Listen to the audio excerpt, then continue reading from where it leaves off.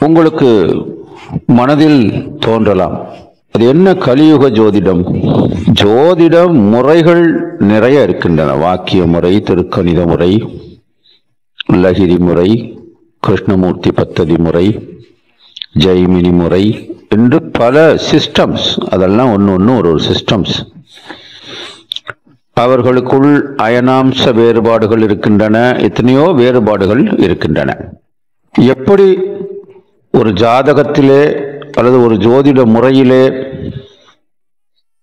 பல விதமான அம்சங்களை, பலவிதமான விஷயங்களை புகுத்தி இருக்கின்றார்களோ, ஒரு ஜாதகம் எழுதுறோம்னா அதுக்கு பலன் சொல்லும் பொழுது இந்த ராசி மண்டலத்தின் அடிப்படையிலான பலன்கள், அம்ச மண்டலத்தின் அடிப்படையிலான பலன், சாயன நிராயன ஸ்புடங்களின் மூலம் காணப்படும் பலன்கள், நட்சத்திரம், அதன் அதிபதி, உப நட்சத்திர அதிபதி,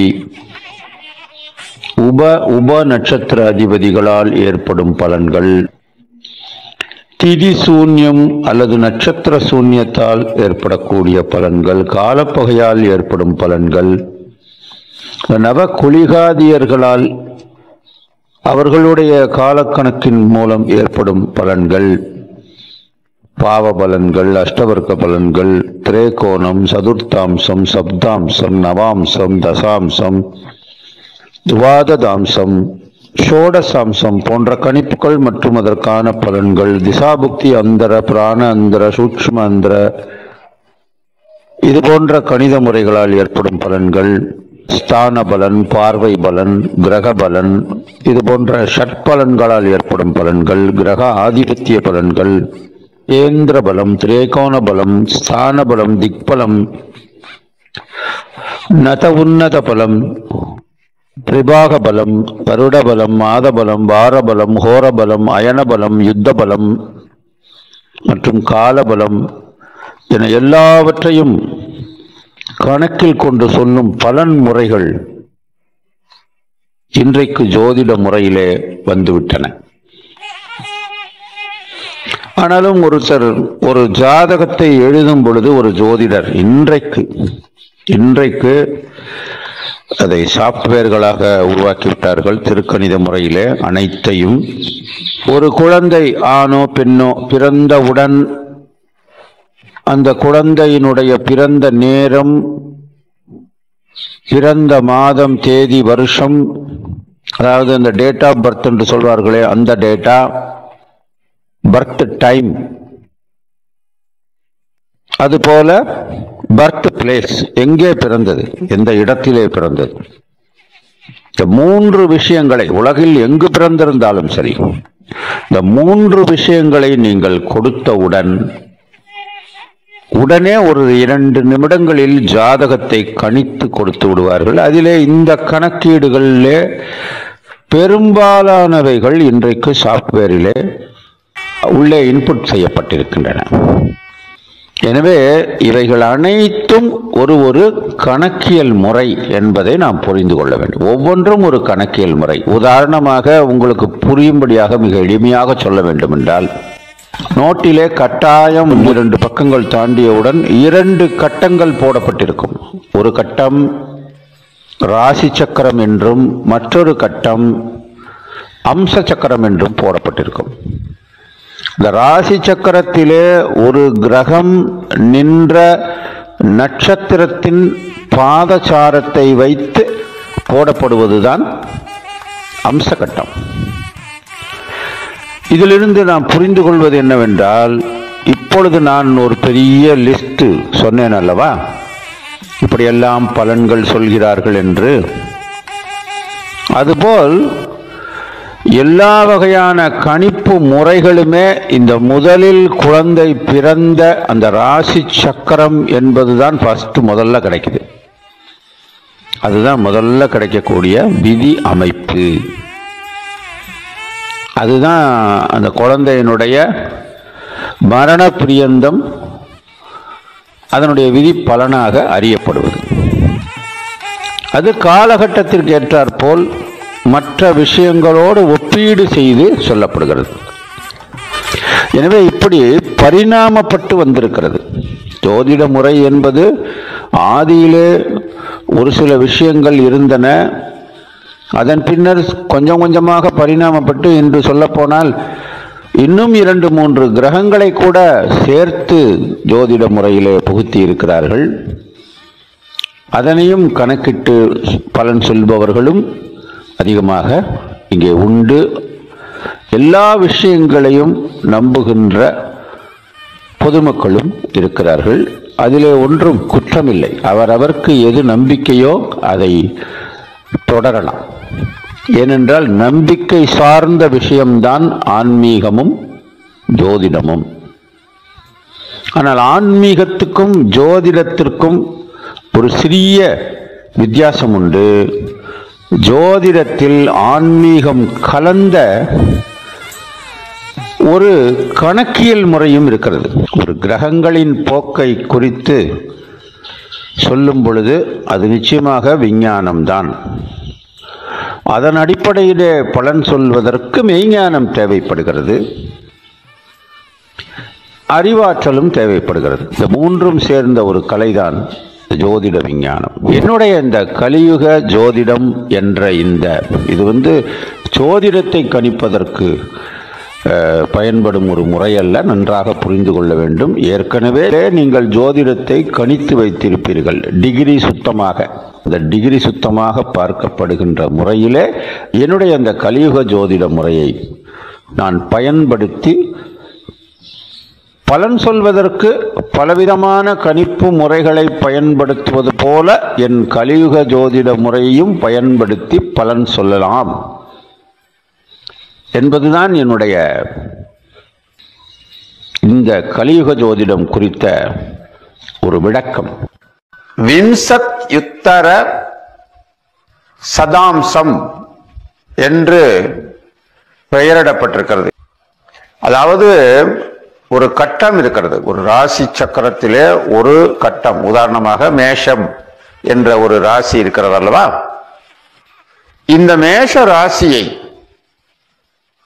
இதற்கு முன்னால் வாக்கிய பஞ்சாங்க கணித முறையிலே 9 பாகங்களாக பிரித்திருந்தார்கள். அப்போதெல்லாம் இன்றைக்கு போல டிகிரி சுத்தமாக கணிக்கின்ற முறை கிடையாது. தவத்திலே அமர்ந்து கிடைத்த விஷயங்களை வாக்கிலே சொன்னதால் அது வாக்கிய கணித முறை என்று அழைக்கப்பட்டது. ஆனால் இன்று திருக்கணித முறை என்பது பலருடைய கண்டுபிடிப்புகளிலே உருவாக்கம் செய்யப்பட்டு நிறைய பெயர்களிலே பல சிஸ்டங்களாக, சாப்ட்வேர்களாக வெளிவருகின்றன என்பதை நீங்கள் அனைவரும் அறிந்திருப்பீர்கள். அப்படி கணிக்கப்பட்ட கணித முறையை பின்பற்றித்தான் இப்பொழுது நான் கூறுகின்ற இந்த விம்சத் யுத்தர சதாம்சம் என்ற இந்த முறையை பின்பற்றி பலன் சொல்ல இயலும். இப்பொழுது இருக்கின்ற இந்த திருக்கணித முறை வழியிலே ஒரு ராசி கட்டமும் 30 டிகிரியை கொண்டுள்ளது என்பது நாம் அறிந்த ஒன்று. அந்த 30 டிகிரி கொண்ட ராசி கட்டத்தை 120 பாகங்களாக பிரிக்கும் பொழுது, இப்பொழுது டிகிரியை நாம் தமிழிலே அழைக்க வேண்டும் என்றால் பாகை என்று அழைக்கலாம்.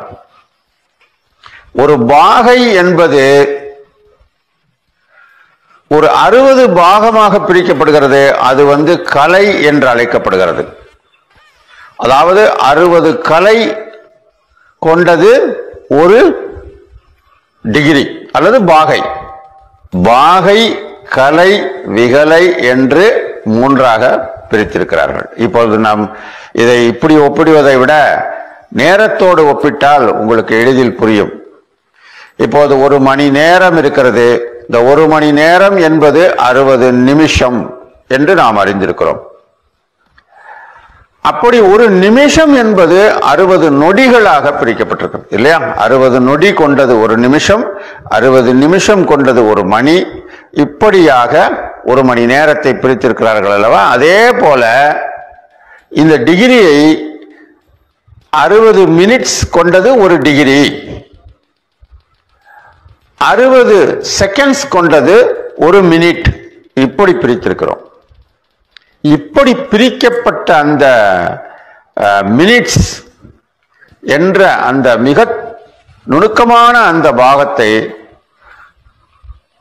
கிட்டத்தட்ட 15 மினிட்ஸ் கொண்ட ஒரு பாகமாக பிரிக்கும் பொழுது ஒரு ராசி என்ற அந்த 30 டிகிரி ஆனது கிட்டத்தட்ட 4, 15, 60, எனவே 60 மினிட்ஸ் கொண்டது ஒரு டிகிரி என்று நாம் ஏற்கனவே பேசிக்கொண்டோம் அல்லவா?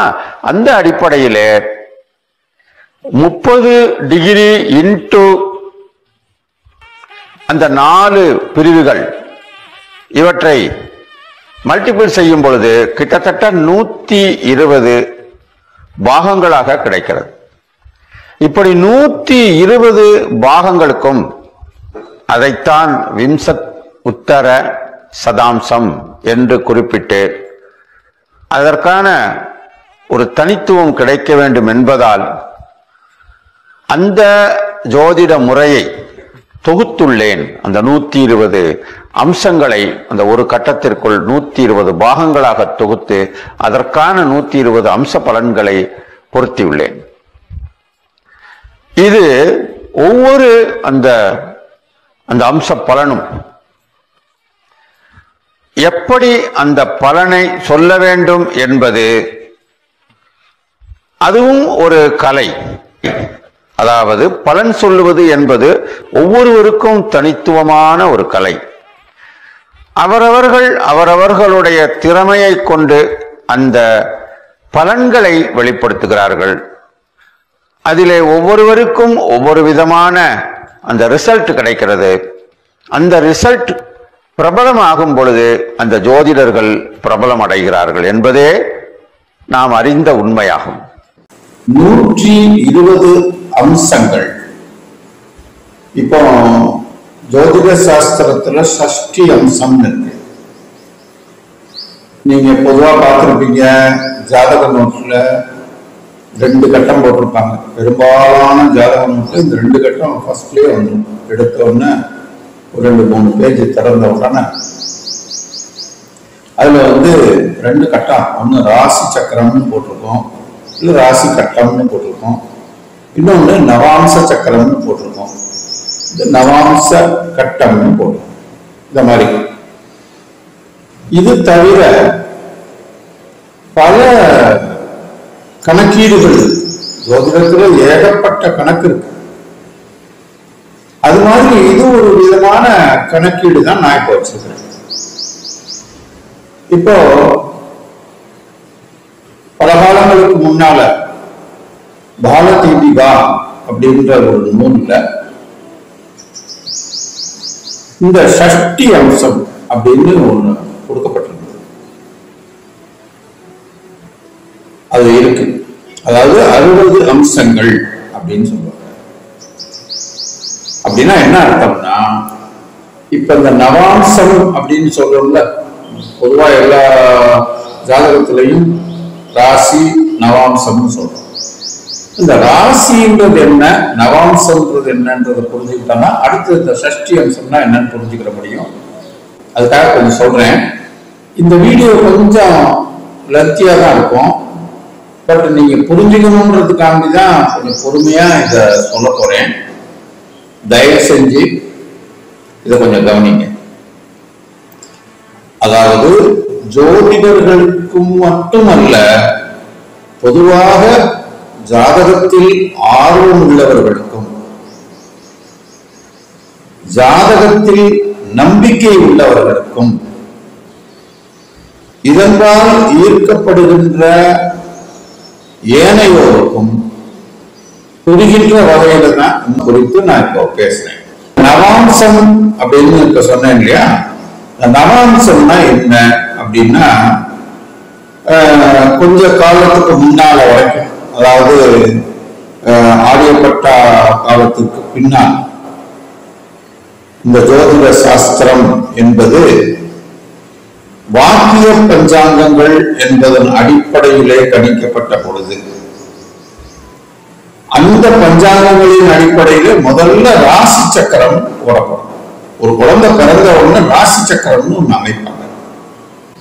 நவகிரகங்கள் என்பது பூமியை தவிர இருக்கக்கூடிய கிரகங்கள். அப்ப பூமியை சேர்த்தா 10 வந்துடும். இதுல 7 தான் கிரகங்கள். பூமிக்கு வெளியே இருக்கக்கூடிய கிரகங்கள் 7. அதான் கணக்கில் எடுத்திருக்காங்க. நூற்றுக்கணக்கான, ஏன் ஆயிரக்கணக்கான கிரகங்கள் கூட இருக்கும். அதாவது விண்கற்கள்ன்ற பேர்ல வச்சிருக்காங்க. இப்போ நிறைய ஸ்பேஸ் ரிசர்ச்ல ஒரு பெரிய ஒரு பிளானட்டை கண்டுபிடிக்கிறாங்கன்னா அதுக்கு ஒரு பேர் வச்சிருவாங்க.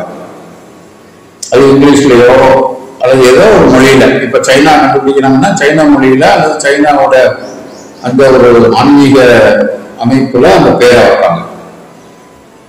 நம்ம இந்தியாவில இப்ப ஒரு உதாரணத்துக்கு இப்ப சந்திராயன் 3 உலகத்திலேயே முதல் முறையா நிலவினுடைய தென் பகுதியில போய் அந்த லேண்ட் பண்ணதுனால அத நம்ம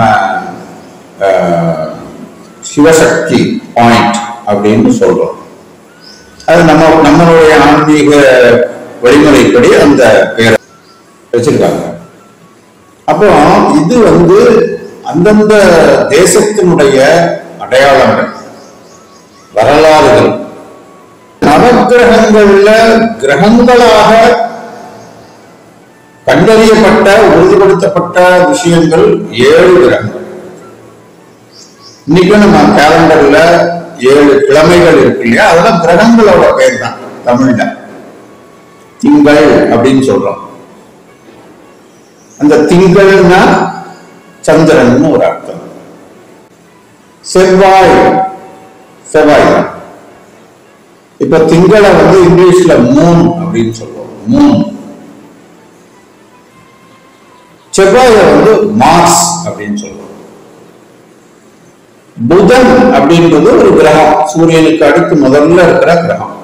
சூரியனை சுத்தி பல கிரகங்கள் வட்டப்பாதையில போயிட்டு இருக்கு. அதுல சூரியனுக்கு அடுத்து முதல்ல சூரியனை சுத்தி வரக்கூடிய கிரகம், ரொம்ப சூரியனுக்கு நியரஸ்டா இருக்கிற பிளானட் எதுன்னா புதன். இது எல்லாருக்கும் தெரியும். நான் சொல்ற விஷயம்லாம் ஏற்கனவே தெரிஞ்சிருக்கோம். தெரியாதவங்களுக்கு தெரியணுன்றதுக்காக சொல்றேன். தயவு செஞ்சு மற்றவங்க எல்லாம் வருத்தப்பட்டுறாதீங்க. அப்ப இந்த மாதிரி இந்த 7 கிரகங்கள் 7 கிழமைகளாக கேலண்டர், திங்கள், செவ்வாய், புதன், வியாழன், வெள்ளி, சனி, ஞாயிறு 7 கிரகம் வந்துச்சா. பழைய திங்கள். ராகு கேதுக்கு கிழமை கிடையாது, காலம் இருக்கு. ராகு காலம் அப்படின்னு இருக்கு. உதாரணமா நான் இப்ப இந்த வீடியோ போடும்போது இன்னைக்கு புதன் கிழமை. இன்னைக்கு மத்தியானம் 12 மணியில இருந்து 1:30 மணி வரைக்கும் ராகு காலம். இந்த மாதிரி ராகு காலம் அப்படின்னு ஒவ்வொரு நாளும் இருக்கும். திங்கக்கிழமை காலையில 7:09 ராகு காலம், செவ்வாய்க்கிழமை சாயங்காலம் 3 to 4 ராகு காலம், புதன்கிழமை மத்தியானம் 12 to 1:30 ராகு காலம், வியாழக்கிழமை 1:30 to 3 ராகு காலம், வெள்ளிக்கிழமை காலையில 10 to 12 ராகு காலம், சனிக்கிழமை காலையில 9 to 10:30 ராகு காலம், ஞாயிற்றுக்கிழமை சாயந்தரம் 4:30 to 6 ராகு காலம். இப்போ இந்த ராகு காலம், அதே மாதிரி யமகண்டம்ன்றத கேது காலம்னு சொல்லுவோம். யமகண்டமும் ஒரு நாளும் இதே மாதிரி 1.5 மணி நேரம் கொடுத்துருப்பாங்க. அந்த காலத்து கணித முறையில 3.25 நாளிகை, 2 நாளிகை கொண்டது 1 மணி நேரம். அப்போ 1.5 மணி நேரம்னா 1/2 மணி நேரத்துக்கு ஒரு 1.25 நாளிகை.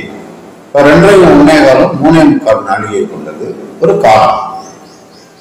அதனால ராகு காலத்துக்கு ஒரு காலமும் யமகண்டத்துக்கு ஒரு காலமும் ஒவ்வொரு நாளும் இருக்கு.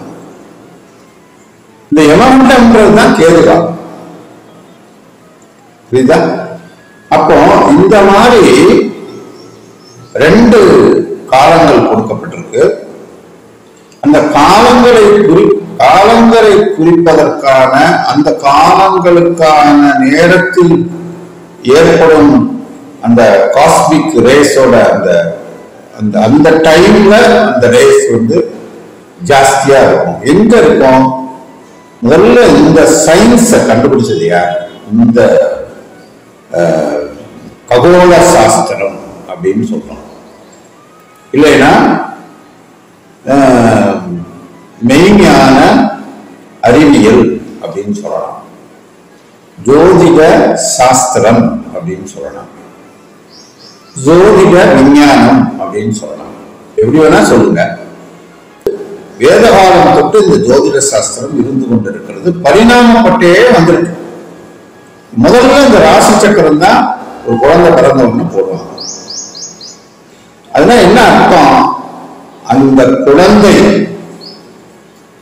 எந்த இடத்துல எந்த பாயிண்ட்ல இந்த பூமியில ஜனனம் ஆகுதோ அந்த பாயிண்ட்ல இருந்து சூரியன் அடிவானத்துல எங்க நிற்கிறாரோ அதுக்கு நேர எந்த ராசி மண்டலம் இருக்கோ அந்த ராசி மண்டலத்தின் பெயர் தான் லக்னம்.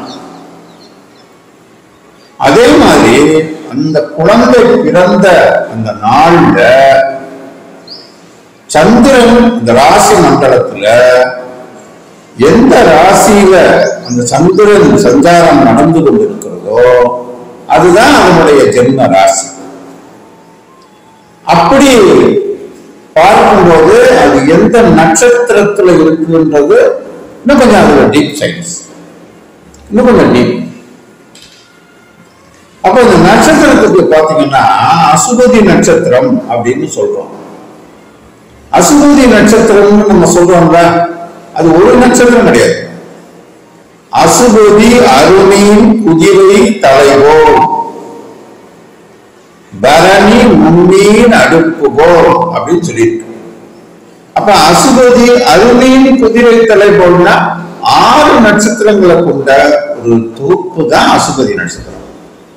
அதுக்கு பொது பேரா வச்சிருக்காங்க.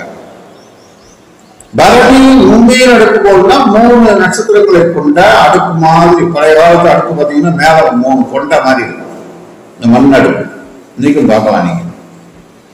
அந்த மாதிரி இருக்கக்கூடிய ஒரு அமைப்புல தோற்றம் அளிக்கலாம். இது இந்த 6 நட்சத்திரத்தையும் ஒரு கோடு போட்டு வச்சீங்கன்னா குதிரைத்தலை மாதிரி அந்த தோற்றம் காட்டும் அப்படின்னு ஒரு கண்டுபிடிக்கும். இதுக்காக சொல்லப்பட்டதுதான் இந்த அசுபதி நட்சத்திரம், பரணி நட்சத்திரம் அப்படிலாம்.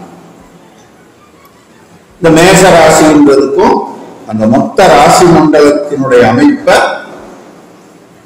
மேஷம் அப்படின்ற ஒரு ராசிய அந்த மேடம்னு சொல்லுவாங்க. மேடம்னா ஒரு மேடான ஒரு பகுதியில் இருக்கக்கூடிய ஒரு ராசி மண்டலம்னு அர்த்தம். அப்படின்னா என்ன அர்த்தம்? இந்த நட்சத்திர தொகுப்பே, இந்த ராசி மண்டலமே, இந்த பூமி சூரியனை சுத்தி வர்றது எப்படி இருக்குன்னா, இப்ப இது தலைதான் சூரியன்னா, இது வந்து இங்க இருந்து ஆரம்பிச்சு இந்த விரல் இருக்கிற இடத்துல இருந்து பூமி ஆரம்பிச்சு இப்படியே போய் சுத்தி இப்படி வருது. இதுதான் நடந்துட்டு 23 டிகிரி பாகையில இந்த வடக்கு துருவம் சாஞ்சிருக்கு சூரியனை நோக்கி. புரிஞ்சிருச்சாக்கோ? அப்போ அதனாலதான் சூரியனை பார்த்து பூமி இருக்கும்போது அது சூரியனை உதிக்கும் திசை கிழக்கு. அப்போ அந்த கிழக்கும் மேல இருக்கிற அந்த வடக்கும் சேரக்கூடிய சந்தியை தான் வடகிழக்கு மூளைன்னு சொல்றோம். அது மூளையா சொல்றோம். அதுலதான் உள்ள காஸ்மிக் எனர்ஜி உள்ள இடம்.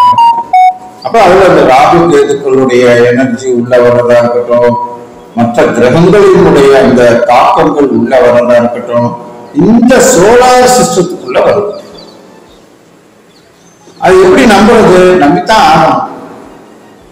சந்திரன் கண்ணுக்கு தெரிகிற ஒரு ஒளிய நம்ம மேல பாய்ச்சது இல்ல, ரிஃப்ளெக்ஷன் ஆஃப் சன்லைட்டா இருந்தா கூட நமக்கு அந்த அமாவாசை அமாவாசை இரவுல பூமி இருட்டா இருக்கு, அதே பௌர்ணமி சந்திரன் மேல முழுமையா அந்த சூரியனுடைய ஒளி படும்போது அது ரிஃப்ளெக்ட் ஆகி பூமியில வந்து விழுகுதே.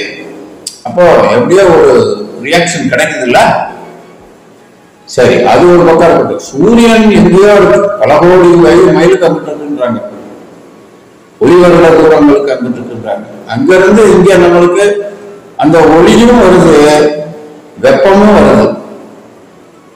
இந்த ஒளியே இப்ப நம்ம பார்க்கிற மாதிரி ஒளி இருக்கா? அட்மாஸ்பியருக்கு மேல போயாச்சுன்னா, அதாவது அந்த பூமியில இருந்து ஒரு குறிப்பிட்ட தூரத்துக்கு மேல போயாச்சுன்னா, ஜியோ ஸ்டேஷனரி ஆர்பிட் இருக்கு, அதுக்கு மேல போயாச்சுன்னா புற ஊதா கதிர்கள்னு தான் இருக்கும். நம்ம கண்ணால இப்ப நம்ம பாக்குற மாதிரி அங்க பார்க்க முடியாது. அதுக்கு ஒரு கவசங்கள் போட்டு அதுக்கு ஒரு கண்ணாடி மூலமா தான் பார்க்க முடியும்.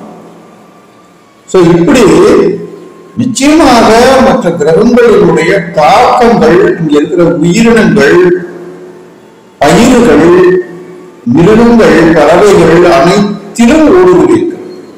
ஒவ்வொரு அணுவிலும் ஊடுருவிருக்கு. அதனாலதான் நமது முன்னோர்கள் அண்ட தத்துவம் பிண்ட தத்துவத்திற்குள் இருக்கிறது, இந்த பிண்ட தத்துவம் அண்ட தத்துவத்திற்குள் இருக்கிறது.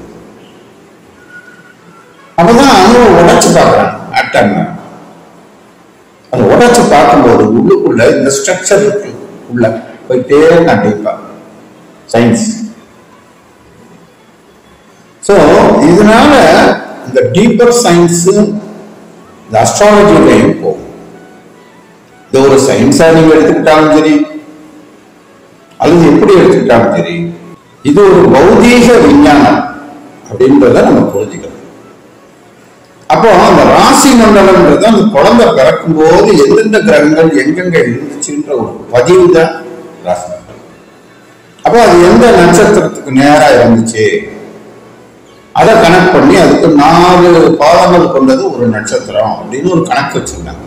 அது டெவலப் ஆகி டிகிரியா மாறிடுச்சு. பாதமா இருந்தது டிகிரியா மாறிடுச்சு. நவாம்சம்ன்றது பாதம். இப்போ அசுபதி 1ஆம் பாதம் 2ஆம் பாதம் பாதம் தான் நாளடைவுல மருவி பாதமா வந்துருச்சு. அசுபதியினுடைய 4 பாகங்கள், அசுபதி நட்சத்திரத்தினுடைய அந்த எல்லை, அந்த 6 நட்சத்திரத்தினுடைய ஒரு எல்லையும் ஒன்று இருக்கும். இது வந்து இந்த சுற்றுவட்ட பாதை, அது ஒரு 30 டிகிரி ஒரு ஆக்சஸ்ல இருக்கு. பூமியை ஒரு புள்ளியா வச்சு போட்டீங்கன்னா 30 டிகிரி. அந்த 30 டிகிரிக்குள்ள சூரியன் நேரா வந்துருச்சுன்னு வச்சுக்கோங்க, ஒரு மாசம் ஃபுல்லா அதுல ஒரு டிகிரியா நகரும். அதான் ஒரு மாசம். சந்திரன் பூமியை ஒரு சுத்தி வர்றதுக்கு ஒரு மாசம். சூரியன் ஒரு ராசியில ஒரு இடத்துல இருந்து டிராவல் ஆகி இங்க போற மாதிரி, அது டிராவல் ஆகாது, அது அங்கேயேதான் நிக்குது. இந்த பூமி நகர்ந்து போகும்போது அந்த ராசி மண்டலத்தை அது கிராஸ் பண்ற மாதிரி நம்மளுக்கு தெரியுது. அப்ப சூரியன் கொஞ்சம் கொஞ்சமா நகர்ந்து போகுது. அப்ப இந்த பூமி அந்த நேரம் டிராவல் பண்ணிட்டே இருக்கு. அப்ப இது மேல நோக்கி இப்படி ஏறுறது, வடக்கு நோக்கி ஏறுறதா, மேலதான் வடக்கு, கீழே இருந்து மேல ஏறது வடக்கு நோக்கி. அதை என்ன சொல்லுவோம்? வடக்கு நோக்கின பயணத்தை உத்திராயணம் அப்படின்னு சொல்லுவோம். மேல இருந்து திரும்ப கீழே இறங்கணும், அது தட்சிணாயனம். மேல சூரியனை நெருங்கும் போது அது சித்திரை மாசம். கீழே சூரியனை விட்டு ரொம்ப எல்லைக்கு வரும்போது அது ஐப்பசி மாதம், துலாம் ராசி, அது மேஷ ராசி. மேடா இருக்கிறதுனால மேல இருக்கிறதுனால மேட ராசி, ரிடவ ராசி, மிதுன ராசி, கடக ராசி, சிம்ம ராசி, கன்னி ராசி, துலாம் ராசி, விருச்சிக ராசி, தனுசு ராசி, மகர ராசி, கும்ப ராசி, மீன ராசி, பழையபடி மேட ராசி, மேஷ ராசி. இப்படி இந்த மாதிரி சுத்தீரும் அந்த இருக்கும்போது எங்கெங்க எந்தெந்த ராசிக்கள்ல அந்த பூமிக்கு தோற்றமளிக்கும் விதமாக அந்த ராசி மண்டலங்கள்ல அந்த கிரகங்கள் இருந்துச்சு. இந்த குழந்தை பிறக்கும் போது இந்த ராசி மண்டலத்துல அந்த கிரகம் டிராவல் ஆகிருந்துச்சு. ஒரு 6-7 கிரகங்கள் டிராவல் ஆகிட்டு இருக்கு, நம்மளோட சுத்திக்கிட்டு இருக்கு. ஒண்ணு ஒண்ணுக்கு ஒரு விதமான வேகங்கள் இருக்கு. வெலாசிட்டி, ஸ்பீட், அது தன்னைத்தானே சுத்திக்கிற ஒரு கணக்கோளம். சோ இந்த மாதிரிலாம் ஒரு விஷயங்கள் இருக்கு. அப்ப விஞ்ஞானம் இருக்கு, இல்லைன்னு இல்லை.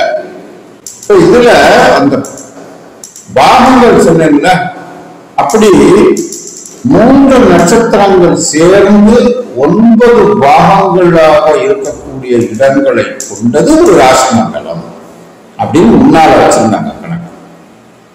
இப்ப எப்படி கொண்டாந்தாங்க, அது டிகிரியாக கண்டுபிடிச்சிட்டாங்க, கன்வெர்ட் பண்ணிட்டாங்க.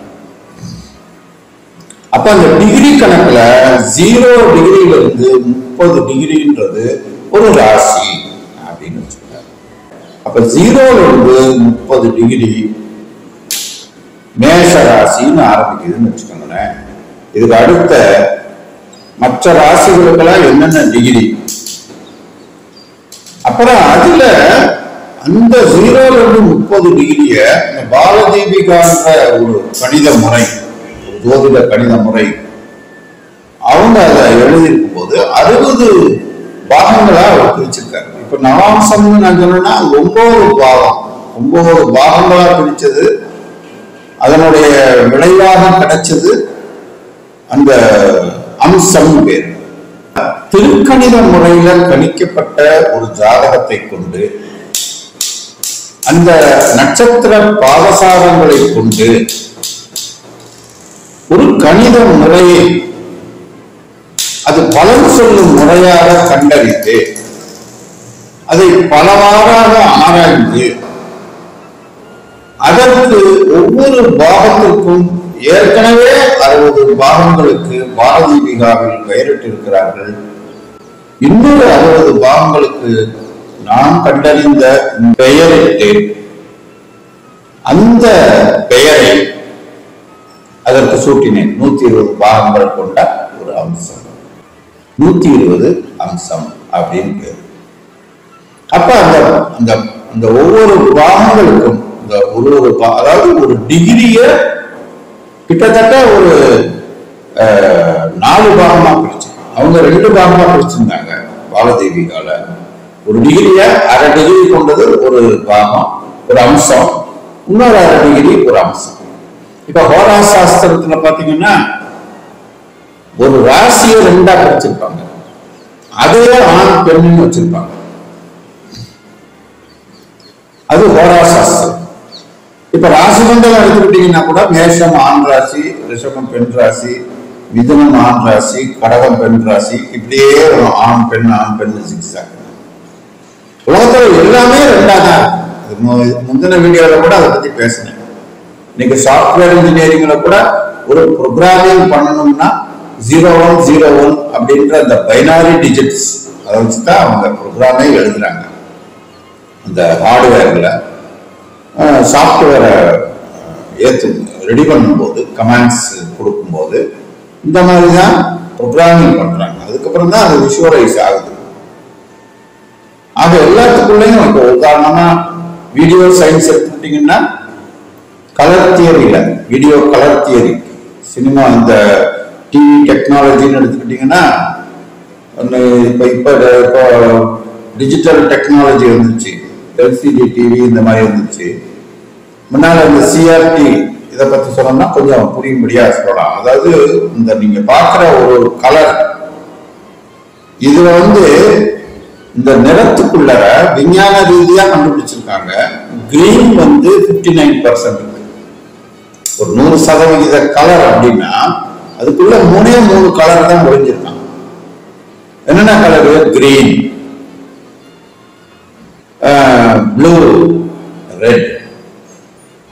அது சுத்தமா சொல்லுவாங்க RGB, ரெட் கிரீன் ப்ளூ அப்படின்னு. இப்போ இதுல கிரீன் 59% இருக்கு, ரெட் 30% இருக்கும், 89% ஆச்சா. மிச்சம் 11% ப்ளூ. இதான் இந்த தியரி. அப்ப இந்த 3% உள்ள இந்த நிறங்களை, தனித்தனி நிறங்களை, கிரீனை மட்டும் பிரிச்செடுத்து, எப்படி காற்று மண்டலத்திலிருந்து ஆக்சிஜனை மட்டும் பிரிச்செடுக்கிறாங்க, ஹைட்ரஜன் மட்டும் பிரிச்செடுக்கிறாங்க, ஹீலியம் பிரிச்செடுக்கிறாங்கல்ல, பொதுவா பேர் காற்றுன்னு சொல்றோம். அது மாதிரி பொதுவா நம்ம சொல்ற ஒளியில நிறங்கள் பொதிந்த அந்த ஒளியில 3 நிறங்கள் தான் முக்கியமா டாமினேட்டடா இருக்கு. இந்த 3ஐயும் தனித்தனியா பிரிச்சோம்னா கிரீன், ப்ளூ, ரெட்னு பிரிச்சத திரும்ப ஒரே இடத்துல ஒரு குவியல்ல போடும்போது அது ஒயிட்டா மாறிடுது. இதான் அந்த கலர் தியரி. இதுல பிக்மெண்ட்ஸ் பிரைமரின்னு ஒரு தியரி, அது வந்து பெயிண்டிங் டெக்னாலஜில. இப்ப இந்த ரெட்டும் கிரீனும் சேர்ந்தா அது ஒரு கலரா உண்டாகும். அதான் பெயிண்டிங்ல வந்து பிரைமரி கலர்னு வந்து. அப்புறம் ப்ளூவும் கிரீனும் சேர்ந்தா ஒரு கலர், அது ஒரு பிரைமரி கலர். இப்படி 3 விதமான பிரைமரி கலர் இதுல செகண்டரியா கிடைக்கும். அதான் பிக்மெண்ட்ஸ் பிரைமரின்னு பேர். அதாவது பெயிண்டிங் டெக்னாலஜில பிக்மெண்ட்ஸ் பிரைமரின்னு சொல்றாங்க. ஸோ இந்த மாதிரி சயின்ஸ் சார்ந்த விஷயங்களையும் இந்த ஜோதிடத்துக்குள் இருக்குன்றதுதான் உண்மை. அத வந்து நம்மளுக்கு வந்து கிடைச்சிருக்கிற விஷயம் இருக்கு பார்த்தீங்களா, அந்த சப்ஜெக்ட், அதெல்லாம் சரியா அப்படின்றது சரிபார்க்க வேண்டிய ஒரு விஷயம்தான். அதெல்லாம் நான் ஒத்துக்கிறேன். எந்த விஷயமா இருந்தாலும், மெடிக்கல் சயின்ஸா இருந்தாலும் பௌதீகம்ன்றது கண்ணுக்கு தெரிகிறதுங்க. இப்ப காஸ்மிக் ரேஸ்ன்னு சொல்றோம், ஓரளவுக்கு அதை பார்த்துடுறாங்க. இங்க இருந்து சந்திரன் இவ்வளவு தூரம்னு எப்படி இங்க இருந்து சொல்றாங்கன்னா, நூல் பிடிச்சா பார்த்தாங்க, இல்லைன்னா டேப் எடுத்துட்டு போய் அளந்தாங்களா? ஒத்துக்கிறோம், அதான உண்மை. ஏன்னா இத்தனை நிமிஷத்துல போய் அது இறங்கும், அந்த கிரகத்துல இந்த இடத்துல லான்ச் ஆகும் சொன்னா அது மாதிரி கரெக்டா அந்த டைமுக்கு நம்மளுக்கு அதை சொல்லுவாங்க இந்தியன் டைமுக்கு, அமெரிக்கன் டைமுக்கு. ஏன்னா டைம் டியூரேஷன் டிஃபரன்ஸ் இருக்கு. பூமியில நம்ம இந்த ஜோதிட சாஸ்திரம் கண்டறியப்பட்டது இங்க. இந்த ஜோதிட சாஸ்திரம் இதுக்குதான் பொருந்தும், இந்தியாவுக்கு தான் பொருந்தும், உலகத்துக்கே பொருந்துன்றதுல எனக்கு அந்த இதுல கொஞ்சம் சில கருத்து வேறுபாடுகள் உண்டு. ஆனா இன்னைக்கு கண்டுபிடிச்ச சயின்ஸ்னால உலகம் முழுக்க இந்த ஜோதிடத்தை அப்ளை பண்ணும். பொதுவாக ஜோதிடமே ஒரு பூமத்திய ரேகைக்கு மேல ஒரு 30 டிகிரி, கீழே ஒரு 30 டிகிரி அளவுக்குள்ளதான், அந்த சென்டர் ஆஃப் பாயிண்ட்ல மட்டும்தான் ஒரு நம்பிக்கையை அல்லது பலிக்குது அப்படின்ற ஒரு கான்செப்டும் உண்டு.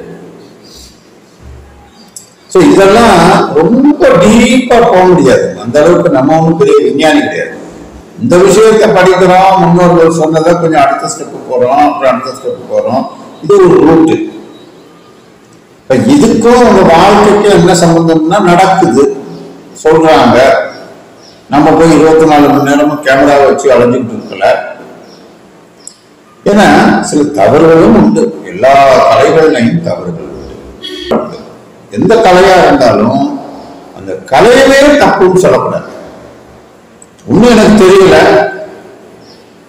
இல்லைன்னா, இப்போ உதாரணமா மின்சாரமே இருக்கு, அது சாக்கடிச்சா ஆளையே கொன்றும். அதுக்காண்டி மின்சாரமே வேணாம்னு நம்ம சொல்ல முடியாதுல்ல. மெடிக்கல் சயின்ஸ் இருக்கு, எத்தனையோ பேர் ஆபரேஷன்ல செத்து போயிடுறாங்க, அதுக்காண்டி ஆபரேஷனே பண்ண முடியாதுன்னு சொல்லக்கூடாது. அந்த மாதிரி சில விஷயங்கள்லாம் இருக்கு. இப்போ இது வரைக்கும் இந்த வீடியோவை கேட்டிருப்பீங்க, விம்சத்யுத்தர தசாம்சம்ன்ற இந்த வீடியோவை. 30 டிகிரி கொண்ட ஒரு ராசியை 120 பாகங்களாக அல்லது அம்சங்களாக பிரித்து அதில் ஒவ்வொரு அம்சத்திற்கும் அல்லது உரிய டிகிரிக்கும் உரிய அம்ச பலன்களை சொல்லும் ஒரு முறையே இந்த விம்சத்யுத்தர தசாம்சம் என்னும் முறையாகும். இதில் 0 டிகிரியிலிருந்து 30 டிகிரி வரைக்கும் மேஷ ராசி ஆகும். இது ஒரு ஆண் ராசி வகையை சேர்ந்தது. இதையும் 120 பாகங்களாக பிரிக்கிறோம். அடுத்தது 30 டிகிரியிலிருந்து 60 டிகிரி வரைக்கும் ரிஷப ராசி. இது ஒரு பெண் ராசி. இதையும் அதே மாதிரி தான் பிரிக்கிறோம், அதாவது 120 பாகங்களா. அதே மாதிரி 60 டிகிரியிலிருந்து 90 டிகிரி வரை மிதுன ராசி ஆகும். இது ஒரு ஆண் ராசி வகையாக சார்ந்ததாகும். இதையும் 120 பாகமாக தான் பிரிக்கிறோம். அப்புறம் 90 டிகிரியிலிருந்து 120 டிகிரி வரை கடகராசி ஆகும். இது ஒரு பெண் ராசி ஆகும். இதையும் 120 பாகங்களாகத்தான் பிரிக்கிறோம். அதுபோல அடுத்து 120 டிகிரியிலிருந்து 150 டிகிரி வரைக்கும் பிரிக்கப்படுவது சிம்ம ராசி என்ற ஆண் ராசி. இதையும் 120 பாகங்களாகத்தான் பிரிக்கிறோம். இப்படி ஒவ்வொரு ராசியாக 120 பாகங்களாக பிரித்து கொண்டே வருகிறோம். அதே போல அடுத்தடுத்து 150 டிகிரி முதல் 180 டிகிரி வரை கன்னிராசி என்ற பெண் ராசி, 180 டிகிரி முதல் 210 டிகிரி வரை துலாம் ராசி என்ற ஆண் ராசி, அதே போல 210 டிகிரி முதல் 240 டிகிரி வரை உள்ள விருச்சிக ராசி என்ற பெண் ராசி, அடுத்து 240 டிகிரி முதல் 270 டிகிரி வரை தனுசு ராசி என்ற ஆண் ராசி, அதே போல 270 டிகிரி முதல் 300 டிகிரி வரை மகர ராசி என்கிற பெண் ராசி, அடுத்து 300 முதல் 330 டிகிரி வரை உள்ள கும்பராசி, இறுதியாக 330 முதல் 360 டிகிரி வரை உள்ள மீன ராசி என்ற ஒரு பெண் ராசியுடன் இந்த ராசி மண்டலம் ஒரு நீள் வட்டப்பாதையில் முடிந்து விடுகிறது. இதுல பொதுவா இந்த மொத்த வட்டப்பாதையினுடைய அந்த கால அளவு 1 வருடம்னு சொல்றோம்ல, அத திருக்கணிதம் எப்படி சொல்லுதுன்னா 365 நாள் என்று சொல்கிறது. அப்ப இந்த பேலன்ஸ் இருக்கிற 5.25 நாளை 4 வருஷத்துக்கு ஒரு தடவை லீப் வருஷம்னு கணக்குல சேர்க்கிறோம். அது 0ல இருந்து 15 அந்த மினிட்ஸ், இப்போ டிகிரி, மினிட்ஸ், செகண்ட், அந்த மாதிரி எப்படி நேரத்தை பிரிக்கலாம்? 1 மணி நேரம், 1 நிமிஷம், 1 செகண்ட்னு பிரிக்கிறோம்ல, இத்தனை மணி நேரம், இத்தனை நிமிஷம், இத்தனை செகண்ட் தானே பிரிக்கிறோம், 3 பிரிவா. அதே மாதிரி இதையும் டிகிரிய 0 டிகிரி, 15 நிமிஷம், 0 செகண்ட்ஸ், அப்போ 15 மினிட்ஸ் அப்படின்னு நான் சொல்லுவோம் இந்த ஒரு பாகத்தை. அப்போ அதுக்கு கோர அம்சம் அப்படின்னு ஒரு அம்சம் இருக்கு அதுல. இப்ப என்னோட லக்னம் விழுகுதுன்னு வச்சுக்கோங்க, இந்த கோர அம்சத்துல கரெக்டா என்னோட அந்த லக்னம், இப்போ மேஷ லக்னம், அதுதான் 0 to 30 டிகிரி. அதுல 0ல இருந்து அந்த 15 அந்த மினிட்ஸ்க்குள்ளர என்னோட லக்னம் விழுந்திருந்தா, இந்த கட்டம் போட்டு எழுதும்போது அந்த கட்டத்துல அந்த 0 to 15 நோட் பண்ணி ஒரு கோடு போட மாட்டாங்க. பொதுவா ஒரு கோடு போட்டு லக்கணம், லா அப்படின்னு போட்டுருவாங்க. லக்கணம்னு கூட எழுத மாட்டாங்க, பெரும்பாலும் லான்னு எழுதிடுவாங்க. அது நம்ம புரிதல், இந்த மாதிரி ஒரு குறுக்கு கோடு போட்டு ஒரு லான்னு போட்டிருந்தா அது லக்கணம் அப்படின்னு புரிஞ்சுக்கணும். அது ராசியிலையும் இருக்கும், நவாம்சத்திலையும் இருக்கும். இன்னும் கூட பாவச்சக்கரம்னு ஒண்ணு உண்டு, அதுலயும் இருக்கும். அதே மாதிரி இது என்னன்னா ஒரு டீப் சயின்ஸ் பார்த்த மாதிரி. இங்க லக்கணம் இப்படி இருக்கு, அன்னைக்கு இதுதான் டீப்பா பார்த்திருக்காங்க. அன்னைக்கு இந்த லக்னம் இதுல இருந்துச்சு, இந்த கட்டத்துல அந்த நட்சத்திர பாதசாரப்படி 9 பிரிவா பார்க்க முடிஞ்சது. இப்ப டிகிரியா வந்துட்டதுனால கொஞ்ச காலத்துல டிகிரியா வந்த உடனே அதை 30 டிகிரி கணக்கோட அதுல 2 பிரிச்சு பண்ணாங்க. நான் அதை 4 நாளா பிரிச்சிருக்கேன். இப்ப கோர அம்சம் தான் என்ன அப்படின்னா, பயப்படத்தக்க பயங்கரமான ஒரு உருவத்தை உடைய தோற்றத்தை கொண்ட ஒரு அம்சம் அப்படின்னு அர்த்தம். இப்போ மேஷ லக்னம் 0 to 15 மினிட்ஸ்க்குள்ள விழுந்திருக்குன்னு சொன்னேன். இது இன்னொரு வார்த்தையும் சொல்லுவாங்க. ஒரு உதாரணமா சரியா 0 பாயிண்ட்ல விழுந்துருச்சு, 0 டிகிரி 0.02 மினிட்ஸ் அப்படின்னா என்ன அர்த்தம்? ரொம்ப மூலையில அந்த அந்த வட்டப்பாதையில அந்த 0 ஆரம்பிக்கிற இடத்துல விழுந்திருக்கு அப்படின்னு அர்த்தம். ராசி சக்கரத்தினுடைய எண்டுல எப்படி வரும்? மீன ராசியினுடைய அந்த 30வது டிகிரியில அந்த கடைசி பகுதியில வரும் இருக்கிற மாதிரி. இந்த பக்கம் மீன லக்கணமா விழுந்திருந்தாலோ, அந்த பக்கம் மேஷ லக்கணமா அது ஸ்டார்டிங் பாயிண்ட்ல விழுந்திருந்தாலோ, அத பாவசந்தி தோஷம் கொண்ட லக்னம் அப்படின்னு சொல்லுவோம். இதுவே நட்சத்திரங்கள்லையும் இந்த ஊடால அந்த ஒவ்வொரு பாதத்துக்குள்ளையும் இப்ப பாத கணக்கையும் எடுத்துக்கிறாங்க. இதுல டிகிரி கணக்கா பிரிச்சுக்கிறாங்க அதை. இப்போ 30 டிகிரி இஸ் ஈக்குவல் டு 9 பாதம்.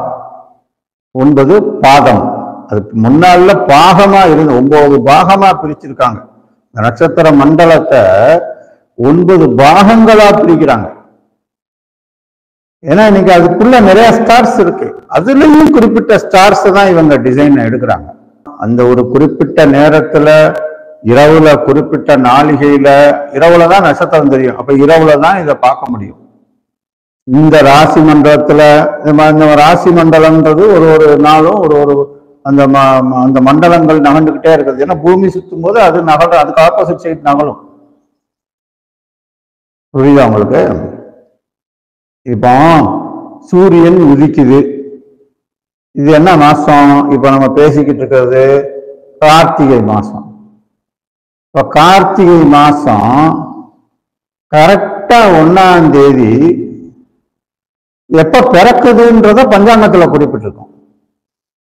அப்ப இந்த கோராம்சம் அப்படின்றது பயப்படத்தக்க பயங்கரமான உருவத்தை உடைய தோற்றத்தை கொண்ட ஒரு அம்சம். இப்ப இது மேஷ லக்னமா இருந்தால் இந்த 0 to 30 டிகிரி இத ஆண் ராசின்னு சொல்றோம். முதல்ல ஆண் ராசி. ரிஷப ராசி பெண் ராசி, மிதுன ராசி ஆண் ராசி, கடக ராசி பெண் ராசி. இந்த ராசிகள்லயும் 2 ஆண் பெண் ஆண் பெண் ஆண் பெண்ணுன்னு முடியும் போது மேஷம் ஆணுனா மீனம் பெண்ணுன்னு முடியும். கரெக்டா இங்கிட்டும் பெண்ணு இங்கிட்டும் பெண்ணு இருக்கும், மத்தியில ஆண் ராசி மேஷம் இருக்கும். இந்த மாதிரி ஒரு அமைப்பு. அடுத்து ஒரு பெண் ராசிக்கு 2 பக்கமும் ஆண் ராசி இருக்கும். நீங்க மிதுனமும் சிம்மமும் ஆண் ராசி, மத்தியில கடகம் பெண் ராசி. இது இப்படியும் சொல்லலாம். மிதுன ராசிக்கு ரிஷபமும் கடகமும் பெண் ராசி இல்லையா? அப்ப ஒரு ஆண் ராசிக்கு 2 பக்கமும் பெண் ராசி வரும், ஒரு பெண் ராசிக்கு 2 பக்கமும் ஆண் ராசி வரும். அதனாலதான் இந்த ஜிக்ஸாக் ஆண் பெண் ஆண் பெண் ஆண் பெண்ணுன்னு வருது. புரிஞ்சுக்கிட்டீங்களா? அப்போ ஆட்டோமேட்டிக்கா அதனுடைய அந்த 3ஆம் இடம், மேஷத்துக்கு 3ஆம் இடம் மிதுனம், 5ஆம் இடம் சிம்மம், 7ஆம் இடம் துலாம், 9ஆம் இடம் தனுசு, 11ஆம் இடம் கும்பம். இதெல்லாம் ஆண் ராசி. அதுக்காக சொன்னேன், ஒவ்வொன்றும் ஆண் ராசி. இதுல அந்தந்த ராசிகளுக்கு அதிபதிகள் இருக்கு. மேஷம்னா செவ்வாய், மிதுனம்னா புதன், சிம்மம்னா சூரியன், அதே மாதிரி துலாம்னா சுக்கிரன், தனுசுனா குரு, கும்பம்னா சனி. இந்த மாதிரி கிரகங்களும் மாறும் ஒரு கட்டத்துக்கும். இப்போ உங்களுக்கு புரிஞ்சிருக்கும், இந்த 2 வீடுகள் ஒரு ராசிக்கும் கொடுத்துருக்காங்களே, அந்த ராசி சக்கரத்துல 2 வீடுகள் கொடுத்துருக்காங்கல்ல. ஒரு இடத்துல செவ்வாய்க்கு ஆண் ராசின்னு வரும் மேஷத்துக்கு, விருச்சிகம்னா அங்க பெண் ராசி வந்துடும், ரிஷபத்துக்கு பெண் ராசின்னு வரும், அதுக்கு நேரா துலாத்துக்கு ஆண் ராசி வந்துடும், மிதுனத்துக்கு ஆண் ராசி வந்தா கன்னிக்கு பெண் ராசி வரும். 2 புதனுடைய ராசிகள். அது மாதிரி மகர கும்பம் ஆண் பெண், அது 2மே சனிதான். ஆனா 2மே ஒரே கிரகம் தான். இப்ப இதுகள மாதிரியே, ஆனா 2ம் வேற வேற ராசி. ஒன்னு ஆண் ராசியில உள்ள சனி, இன்னொன்னு பெண் ராசியில உள்ள சனி. அப்புறம் மீனத்துக்கும் தனுசுக்கும் குரு, ஒன்னு ஆண் ராசி ஒன்னு பெண் ராசியா. அதே மாதிரி இந்த ராசிகளோட பாயிண்ட்ல இன்னொன்னு என்னன்னா, இந்த ஆண் ராசி பெண் ராசின்னு இப்ப நான் சொன்னேன்ல, இப்ப இந்த ஆண் ராசிகள்ல 0 to 15 வரைக்கும் இந்த நான் பின்னால இதுக்கு அடுத்து சொல்ல போற அந்த 120 அம்சங்கள் லிஸ்ட் இருக்கு பாருங்க. அத மேஷம் ரிஷபம், இது ராசி, மேஷம் ரிஷபம் மிதுனம் கடகம் சிம்மம் கன்னி துலாம் விருச்சிகம் தனுசு மகரம் கும்பம் மீனம், இது ஒரு ஆர்டர். ABCDன்னு இருக்கு. அது ஏல இருந்து Z வரைக்கும் ஒரு ஆர்டரா தானே சொல்லுவோம். அந்த மாதிரி இந்த ஆண் ராசிகள்ல எல்லாம் அம்சம் கிடைக்கும் போது அத டிஃபால்ட் மோடா அந்த 1வது அம்சம், அந்த 0 to 15ல இருந்து என்ன அம்சம் கடைசியா அந்த அந்த 120வது அம்சம் வருதோ, அந்த ஆர்டர் என்ன வருதோ அதெல்லாம் நான் டைப் பண்ணி உங்களுக்கு தொடர்ந்து போடுவேன் வீடியோ.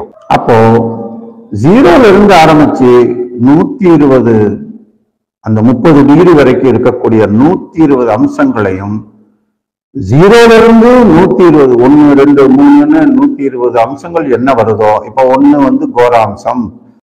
இப்ப இதே ரிஷப லக்னம்னா ரிஷபத்துல விழுகும். அங்க இதே மாதிரி அந்த 0 to 15ன்னு அதை கனெக்ட் பண்ணக்கூடாது. அது 120 மேல 0 கீழேன்னு கொண்டு வரணும். அதாவது அந்த அந்த 120 அம்சங்களை கடைசி 120 அம்சம் முதல் அம்சம் இறுதியிலன்னு வரணும். அதுவும் 0 to 30 தான்.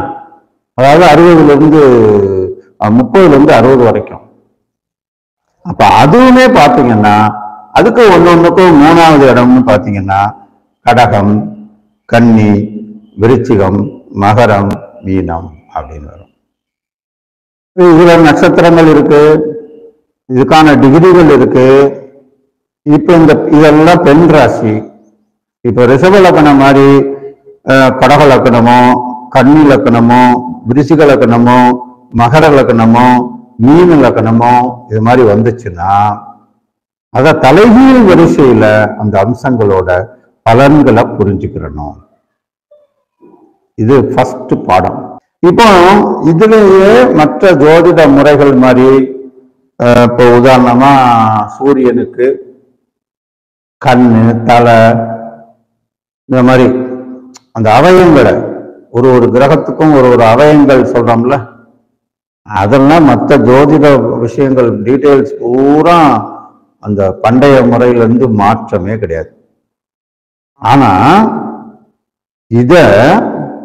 இந்த கோராம்சம்னு மட்டும்தான் நான் கொடுத்திருப்பேன். இதுக்கான தமிழ் விளக்கமும் கொடுத்திருப்பேன். அந்த விளக்கத்தை நீங்க அந்த இடத்துல எப்படி பயன்படுத்தணும்ன்றத அந்த பாவத்தை பொறுத்து பயன்படுத்தணும். இப்ப உதாரணமா பயப்படத்தக்க பயங்கரமான உருவத்தை உடைய தோற்றத்தை கொண்ட அம்சம்னு இப்ப சொன்னேன், கோராம்சம். அது பாவசந்தி கிட்ட விழுகுது. அப்ப நேர பாவசந்தியா வந்துருச்சுன்னா அந்த மனிதனுக்கு இந்த மேஷ லக்னம்னு வேற சொன்னா அப்ப முதல்ல தலையை குறிக்கிறது. அந்த கட்டமே தலையை குறிக்கிறது. அவயத்துல ஒரு மனுஷனோட அப்படி தலையை வளைச்சு காலை கொண்டாந்து தொட்ட ஒரு யோகா அமைப்பு மாதிரி தான் இந்த ராசி சக்கரம். வட்டமா தானே இருக்கு. அப்போ அந்த மாதிரி முதல்ல தலையில ஆரம்பிச்சு கடைசியில பாதத்துல முடியும். பாதம் மீனம், தலை மேஷம். அப்போ அந்த தலையில இந்த பாவசந்தி தோஷம்ன்றது என்ன செய்யும்னா, ஆண் பெண் ராசிகள்ல அந்த பாயிண்ட்ல அமைஞ்சிச்சுன்னா, இப்போ ஒரு திருநங்கையா பிறக்கிறாங்கன்னா சில பேரை பார்த்தீங்கன்னா ஆண் பெண் குரல் இருக்கும், ஆனா அவங்களுக்கு குழந்தை இருக்கும், நல்ல ஆண் மாதிரியான எல்லா வீரமெல்லாம் இருக்கும். ஆனா அவங்க அந்த குரல் மட்டும் அவங்களுக்கே தெரியும், நமக்கு குரல் பெண் மாதிரி அமைஞ்சிருச்சுன்னு. சில பெண்களுக்கு பார்த்தீங்கன்னா குரல் மட்டும் ஆண் மாதிரி பேசுவாங்க, ஆனா அழகா இருப்பாங்க. அவயங்கள்லாம் நல்ல சிவப்பா இருப்பாங்க, நல்ல அழகா இருப்பாங்க, திடகாத்திரமா இருப்பாங்க. பெண்ணுக்குரிய எல்லா விஷயமும் இருக்கும், ஆனா அவங்களோட அந்த குரல் மட்டும் இருக்கும்.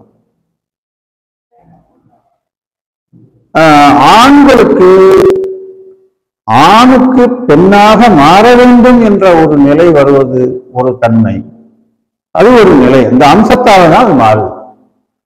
அது மாதிரி பெண்ணுக்கு தான் ஆணு மாதிரியே இருக்கணும் அப்படின்ற ஒரு எண்ணம் வருதுன்னா அதுவும் அந்த அம்சத்தோட இருக்கும். இதனாலதான் இந்த வித்தியாசங்கள் வருது. இப்ப இதுக்கு அடுத்த கட்டத்துக்கு பொதுவுக்கு போவோம், அது அப்புறம் போவோம். இப்ப தனி மனுஷனுக்கு உண்டான ஜாதக விஷயங்களை மட்டும் நம்ம கொஞ்சம் கொஞ்சமா ஆராய்ஞ்சிட்டு போவோம். ஆக 120 அம்சங்களையும் ஆராய்வோம்.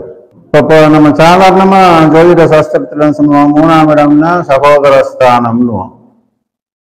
இங்க அதுக்காக இந்த 3ஆம் இடம் 5ஆம் இடம் 7ஆம் இடம், 9ஆம் இடம், 11ஆம் இடத்தை சொல்லலை. இதெல்லாம் ஆண் ராசின்றதை குறிப்பிடுறதுக்கு. அப்படி ஒரு ஆண் ராசி, பெண் ராசி, அடுத்து 3வது ஆண் ராசி. அப்ப ஆண் ஆண் வந்துருச்சா? அது மாதிரி ஆண் ராசி, பெண் ராசி, ஆண் ராசி, பெண் ராசி, அடுத்து ஆண் ராசி 5வது இடம்.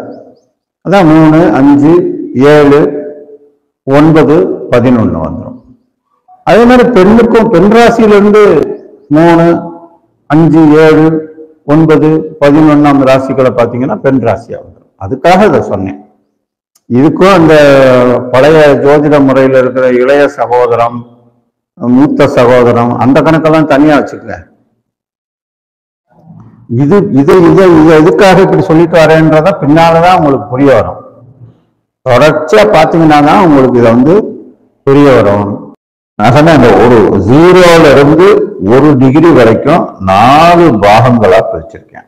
முதல் பாகம் 0 டிகிரியிலிருந்து 15 அந்த மினிட்ஸ், 0 to 15 அந்த மினிட்ஸ் சொன்னேன்ல, 1 டிகிரியில 4ல் 1 பங்கு, அதுல 2வது பங்கு 15ல இருந்து 30 வரைக்கும். அது அகோர அம்சம்னு பேரு. அந்த அகோர அம்சம்னா என்ன அப்படின்னா, அது ஒரு நல்ல மங்களம். இது முதல்ல ரொம்ப கோரமா இருக்கும், அப்படி இருக்கணும். இது மங்களமான ஒரு அம்சம்.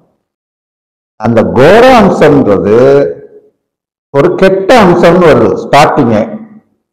இந்த இதுல அகோர அம்சம்ன்ற இந்த 2வது பாகம் மங்களமான அம்சம், நல்ல ஒரு பலனை கொடுக்கக்கூடியது அப்படின்னு தான் அந்த இடத்துல எடுத்துக்கணும். முதல்ல இருக்கிற பலனை நெகட்டிவான பலன் நான் சொன்னேன். அதுக்கு ரீசனே சொன்னேன், அது பாவசந்தி தோஷம் உள்ள ஒரு இடம் அப்படின்னு. ஒரு ராசியிலிருந்து இன்னொரு இடத்துல நுழையும் போது 2 ஃபோர்ஸ் அந்த இடத்துல வேலை செய்யுது. இந்த ராசி மண்டலத்தினுடைய ஃபோர்ஸும் இந்த ராசி மண்டலத்தினுடைய ஃபோர்ஸும் வேலை செய்யுது. அது ஒரு ஜியாகிரபிக்கல் சயின்ஸ் மாதிரி. அப்ப அந்த இடத்துல இங்கிட்ட இருக்கிற பலனையும் அது இழுக்கும், அங்கிட்ட இருக்கிற பலனையும் இழுக்கும், அல்லது புஷ் பண்ணும். அந்த பலனையும் தள்ளும், இந்த பலனையும் தள்ளும். இப்போ ஒரு அழித்தன்மைன்னு ஒண்ணு சொல்றோம், அதாவது திருநங்கைகளை. ஏன்? இதனுடைய தன்மையும் அதான். இது ஒரு ஆண் ராசி, இது பெண் ராசி. ஆண் பெண் தன்மை அதுல அடங்கிடும். புரிஞ்சிருச்சா? இதான் விஷயம். அப்ப இன்னொன்னு சொன்னேன், ஆண் ராசிக்கு முன்னும் பின்னும் பெண் ராசி இருக்கும், பெண் ராசிக்கு முன்னும் பின்னும் ஆண் ராசி இருக்கும். இதையும் மனசுல பதிச்சுக்கிறோம். அந்த மாதிரி பார்க்கும்போதுதான் ஒரு ஆண் பெண் தன்மை அடைவது அல்லது ஒரு பெண் ஆண் போல தோற்றமளிப்பது, அந்த செயல்படுவது எல்லாம். புரிஞ்சுக்கிட்டீங்களா? இதான் விஷயம். அப்ப அடுத்தது ராட்சத யோகாம்சம். ராட்சத யோகாம்சம் அதுக்கு தமிழ்ல என்ன மீனிங்னா, அரக்க குணங்களை கொண்ட ஒரு அம்சம். முரட்டுத்தனமா இருப்பாங்கல்ல, அந்த மாதிரி, அது மாதிரி ஒரு அம்சம். அதுக்கு ஆப்போசிட் அடுத்தது இப்ப நான் முதல்ல சொன்னது 0 to 15, 2வது சொன்னது 15 to 30, 3வது சொல்றது 30 to 45, 30 மினிட்ஸ்ல இருந்து 45 மினிட்ஸ் வரைக்கும் இருக்கிற 3வது பாகத்துக்கு ராட்சத யோகாம்சம் அப்படின்னு பேரு. அதுக்கு அரக்க குணங்களை கொண்ட ஒரு அம்சம். அடுத்து 4வது, அது 1வது டிகிரி, 45 மினிட்ஸ்ல இருந்து 1 டிகிரி வரைக்கும். 4வதா இருக்கிற அந்த கடைசி, அந்த 1 டிகிரியில இருக்கிற கடைசி அம்சம் பழையபடி நான் முதல்ல சொன்னேன், அரக்க குணங்களை கொண்ட ஒரு அம்சம்னு. அது தேவதா குணங்களை கொண்ட ஒரு அம்சம். புரியுதா உங்களுக்கு? இப்ப நீங்க இந்த 4லையும் கொஞ்சம் புரிஞ்சுக்கிட்டீங்கன்னா நல்லா இருக்கு.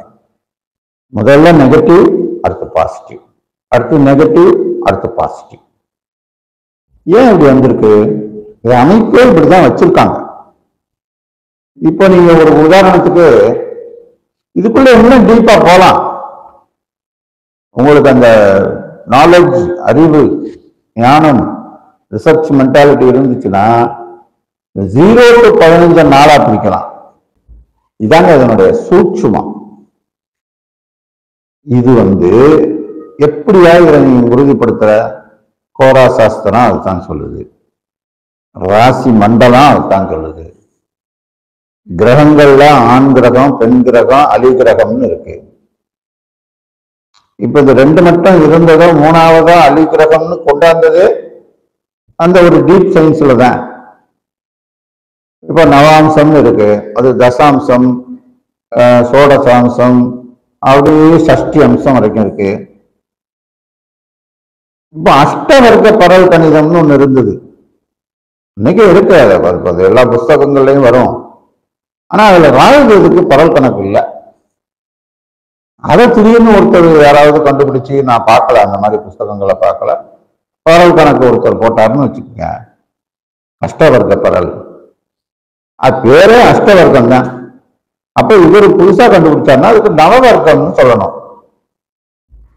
அப்ப இவரே இன்னொரு சில அந்த சிஸ்டம்ஸ்ல பாத்தீங்கன்னா 12 கிரகங்கள் இருக்கு. அப்ப சோடச வர்க்கம்னு சொல்லணும். அதாவது 7 கிரகங்கள், பூமியை விட்டுதான் மிச்சதெல்லாம் பேசிட்டு இருக்கேன், நல்லா கவனத்துல வச்சுக்கோங்க. அப்ப 7 கிரகங்கள் பிளஸ் ராகுகேது பிளஸ் இப்ப புதுசா அதுல ஆட் பண்ணிருக்கிறது யுரானஸ், நெப்டியூனு, புளூட்டோ, அப்புறம் ஃபா. அப்ப எத்தனை ஆச்சு? 9 நாளும் கிட்டத்தட்ட 13 ஆயிடுச்சு. இது தவிர மாந்தி, இதை சேர்த்தா கிட்டத்தட்ட 14 கிரகங்கள் இன்னைக்கு வரைக்கும் கண்டுபிடிக்கப்பட்டு அதுக்குரிய சாப்ட்வேர்கள் ப்ரிப்பேர் பண்ணப்பட்டு நம்ம புழக்கத்துல இருக்கு. அப்ப இந்த ஒரு முறைகளுக்கு இப்ப ராகு கேது வரைக்கும் தசாபுக்தி கணிதம் இருக்கு, எல்லா ஜோசியருக்கும் தெரியும். இந்த யுரானஸ், நெப்டியூன், புளூட்டோ, ஃபா இந்த மாதிரி கிரகங்களுக்கெல்லாம் அவங்க கிட்ட போய் படிச்சு அதை தெரிஞ்சுக்கணும். மாந்தி பத்தி கேரளால போய் படிச்சு தெரிஞ்சுக்கணும், அதுக்கு என்ன தசை, அதை எப்படி இதுல ஆட் பண்றது. அவங்க சொல்றாங்க ஆயுள நிர்ணயம் பண்றது மாந்தின்றாங்க. மாந்தியை வச்சு ஆயுள நிர்ணயம் பண்ணலாம். ஏற்கனவே சனி ஆயுள் காரகன்னு இருக்கு சாஸ்திரத்துல, அவங்க மாந்தியை வச்சு நிர்ணயம் பண்ணலாம்ட்டாங்க. அந்த மாதிரி ஆயுள் பலம் எப்படி இருக்குன்னு தெரிஞ்சுக்கிறதுக்கு. இந்த மாதிரி 4 அந்த பாகங்களை கொண்ட ஒரு டிகிரிக்கு இந்த அர்த்தங்கள் இருக்குன்னு இப்ப பார்த்தோம். இப்ப பாருங்க, இது தவிர ஜோதிடத்துல இருக்கக்கூடிய ஒரு விஷயங்களை நம்ம சின்னதா ஒரு சாம்பிள் பார்ப்போம். இப்ப இது இந்த 4 சொன்னா, இதே மாதிரி அடுத்து பாருங்க, இந்த ராசிகள் 12 ராசிகள் இருக்குன்னு நமக்கு தெரியும், கிரகங்கள் 9 இருக்குன்னு தெரியும், யுகங்கள் 4 இருக்கு, வருஷங்கள்னு சொல்லக்கூடிய தேசங்கள். இந்த ஜோதிட சாஸ்திரம் கண்டறியப்பட்ட போது தீபங்கள்னு சமஸ்கிருதத்தை சொல்லுவாங்க, அது தேசங்கள்னு நம்ம தமிழ்ல சொல்லலாம். தேசங்கள்னா 7 தேசங்கள் இருந்துச்சு, ஜம்பு த்வீபே அப்படின்லாம் சொல்றோம்ல, அந்த மாதிரி. அது மாதிரி அது ஒரு காலக்கணக்கு, வருஷங்கள். வருஷங்கள்னா வருடங்கள் தனியா இருக்கு, நம்ம ஆண்டுகள் அது தனி. இது தேசங்கள், 7 தேசங்கள். சகாப்தங்கள் இருக்கு. இப்ப நீங்க ஜோதிட சாஸ்திரத்துல அந்த ஜாதகம் எழுதும்போது நோட்ல முதல்ல பாத்தீங்கன்னா சாலி வாகன சகம் அல்லது சகாப்தம், கொல்லம் ஆண்டு இப்படிலாம் இருக்குல்ல, விக்ரமாதித்த ஆண்டு, திருவள்ளுவர் ஆண்டு இப்படிலாம் இருக்குல்ல, அது ஒரு காலக்கணக்கு. இந்த வருஷத்துல இருந்து இது இன்னைக்கு இந்த காலம் தப்பாது, கணக்கு தப்பாது, அதுக்காக அதை குறிச்சிருந்தாங்க. ஒவ்வொன்றுக்கும் ஒரு பயன்பாடு. அது மாதிரி 60 வருடங்கள் நான் சொன்ன ஏற்கனவே, ஒரு சுழற்சிக்கு அண்டத்தையே இந்த சோலார் சிஸ்டம் சுத்தி வர்றதுக்கு ஒரு 60 ஆண்டுகள் ஆகுது. ஒரு குறிப்பிட்ட எல்லையை மொத்த அண்டத்தையும் சுத்தி வருதான்னு தெரியல, அது யுக கணக்கு. அது கூட இப்போ இதுக்கு முந்தின வீடியோல ஒரு வீடியோ போட்டிருக்கேன். அதனுடைய லிங்கை நான் இந்த வீடியோவோட டிஸ்கிரிப்ஷன்ல நான் கொடுக்குறேன். நீங்க போய் பாருங்க. காலக்கணக்கை பத்தி மட்டும் போட்டிருக்கேன். தயவு செஞ்சு அந்த வீடியோவை பாருங்க. என்னுடைய வீடியோக்கள் பூராமே ரொம்ப யூஸ்ஃபுல்லா பிரயோஜனமா உங்களுக்கு இந்த ஜோதிட விஷயங்களை கற்றுக்கொள்பவர்களுக்கு ரொம்ப எளிமையா புரியுற மாதிரி ரொம்ப பொறுமையா சொல்லியிருப்பேன். அப்புறம் நட்சத்திரங்கள் 27 நட்சத்திரங்கள் இருக்குன்னு எல்லாருக்கும் தெரியும். அதுல சபிய நட்சத்திரங்கள் 15, அபசபிய நட்சத்திரங்கள் 12, தாமச நட்சத்திரங்கள் 12, ராட்சச நட்சத்திரங்கள் 9, அப்புறம் சாத்வீக நட்சத்திரங்கள் 6 இந்த மாதிரி இருக்கு. அப்புறம் அயனங்கள் இருக்கு, உத்தராயணம், தட்சிணாயனம். அதுக்கெல்லாம் சொல்லலை என்னன்னா அது தனியா ஒரு நாளைக்கு பேசுவோம். ஒவ்வொன்றும் பெரிய சப்ஜெக்ட் இருக்கு, சின்னது இருக்கு. சுருக்கமா சொல்றதை டக்குன்னு அங்கனே சொல்லிடுறேன். அதே மாதிரி ருதுக்கள், பருவங்கள் 6 இருக்கு. இப்ப நம்ம தமிழ்ல கோடை காலம், குளிர்காலம், இலையுதிர் காலம், இளவேநீர் காலம், முதுவேநீர் காலம், இப்பெல்லாம் சொல்றோம்ல, அந்த மாதிரி 6 பருவங்கள் இருக்கு. இந்த சுற்றுவட்ட பாதையில பூமி சுற்றி வரும்போது ஒரு ஏரியாலையும் ஒரு அந்த சீசன் உண்டாகுது. ஆடி மாசம்னா காட்டடி காலம்ன்றோம், கார்த்திகை மாசம் அடமலைன்றோம். அது மாதிரி ருதுக்கள் 6, திதிகள் 15, வளர்பிறை திதி 15, தேய்பிறை திதி 15, யோகங்கள் 27, கரணங்கள் 11. இது பாருங்க, அந்த கரணத்துக்கு கரணம் தப்பானால் மரணம்னே சொல்லியிருக்கு. அது எந்த இடத்துல சொல்லணும், திதியை எதுக்கு பார்க்கணும், கரணத்தை எதுக்கு பார்க்கணும், யோகத்தை எதுக்கு பார்க்கணும், நட்சத்திரத்தை எதுக்கு பார்க்கணும், அதுல அபிஜித் நட்சத்திரம் ஏன் பார்க்கணும், அபசவய நட்சத்திரம் ஏன் பார்க்கணும், எல்லாத்துக்கும் ஒரு ரீசன் இருக்கு. இவ்வளோ டீட்டெயிலா வந்திருக்கு. ஆனா அந்த அளவுக்கு நாலேஜபிள் பர்சனா அன்னைக்கு இருந்திருக்காங்க. அது மாதிரி வேலைகள் 3. அப்புறம் குளிகாதியர், இந்த மாந்தின்னு சொல்றோம்ல, மாந்திய குளிகன்ற ஒரு பேர்லையும் சொல்லுவாங்க. மாந்தின்னு கேரளாவில் சொல்லுவாங்க, அதை குளிகன்னு சொல்லுவாங்க.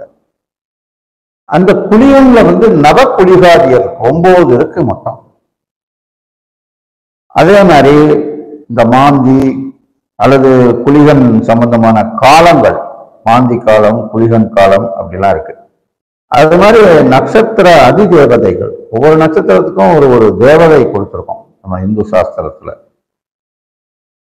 அபிஜித் நட்சத்திரங்கள், ஸ்திரீ நட்சத்திரங்கள், புருஷ நட்சத்திரங்கள், அலி நட்சத்திரங்கள், கிரகங்களின் தத்துவங்கள் 3 கிரகங்கள் தத்துவம், கிரகங்களின் நிறங்கள் 6, கிரகங்களின் ஜாதிகள் 5, கிரகங்களின் அவயங்கள் 10, கிரகங்களின் உலோகங்கள் 9, கிரகங்களின் பாஷைகள் 10, கிரகங்களினுடைய கலைகள், ஆர்ட் ஆஃப் பிளானட்ஸ் 64 × 64 × 64 பிரிச்சிடலாம்.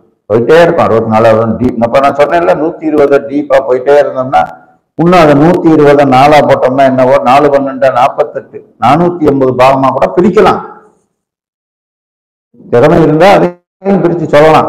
ஏற்றுக்கொள்ளக்கூடிய விஷயமா இருந்தா ஏற்றுக்கொள்ளலாம். அப்ப கிரகங்களின் ரத்தினங்கள் 9, நவரத்தினங்கள்னு சொல்றோம்.